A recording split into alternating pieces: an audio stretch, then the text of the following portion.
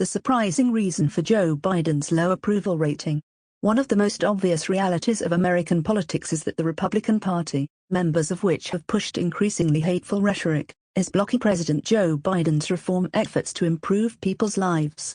What is much less recognized is that a significant faction of the left also damages any hope for improvement in a country wrestling with unprecedented assaults on democracy, escalating hate crimes and gun violence, global warming and extreme income inequality. Commentators offer different theories to explain Biden's low approval ratings, but many miss the importance of partisan loyalty. Gallup polls show that Biden's support among Democrats declined from 95% at the start of his presidency to 85% by early 2022. Trump, on the other hand, had lost only 1% of Republicans over a similar time period during his presidency, going from 87% to 86% in approval.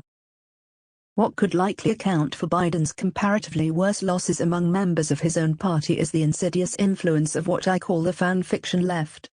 Increasingly dominant on the internet, particularly social media, and the podcast sphere, the fan fiction left imagines an alternative universe where the Republican Party, with its embrace of Trump and his authoritarian tendencies, is not the main problem of American politics.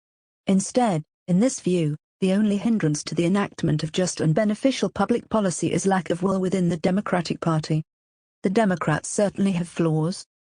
They are rhetorically passive, disorganized and seem to base their strategy on how not to lose rather than how to win, which usually guarantees failure. The party is also worthy of harsh criticism for taking a bashful approach to punishing Trump and his allies for insurrection. Despite sizable weaknesses, they do have the advantage of not being racists, sexists, homophobes, or hostile to the foundation of democracy. Residents of the real world should vote accordingly.